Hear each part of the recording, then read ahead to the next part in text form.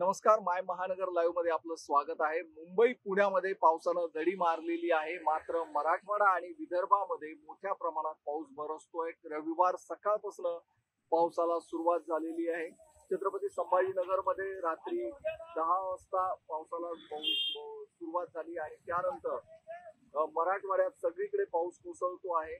परभणीमध्ये सगळी जलाशय जी आहेत ती भरलेली आहे. जालन्यामध्ये मंठा आणि इतर तालुक्यांमध्येही मोठ्या प्रमाणात पाऊस होतो आहे आणि त्यामुळे शेती शिवारामध्ये पाणी शिरल्यानं मोठ्या प्रमाणामध्ये शेतकऱ्यांचं नुकसान झाल्याची माहिती समोर येते.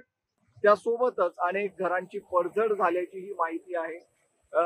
कृषी मंत्री धनंजय मुंडे यांनी लवकरच या सगळ्या याचा पंचनामा केला जाईल, पाऊस थांबल्याबरोबर पंचनामे सुरू केले जातील असं आश्वासन दिलेलं आहे. असे आदेश धनंजय मुंडे यांनी दिलेले आहेत. त्यामुळे शेतकऱ्यांच्या झालेल्या नुकसानीचे पंचनामे करून त्यांना त्यांची नुकसान भरपाई देण्याची सरकारकडून आदेश देण्यात आलेले आहेत.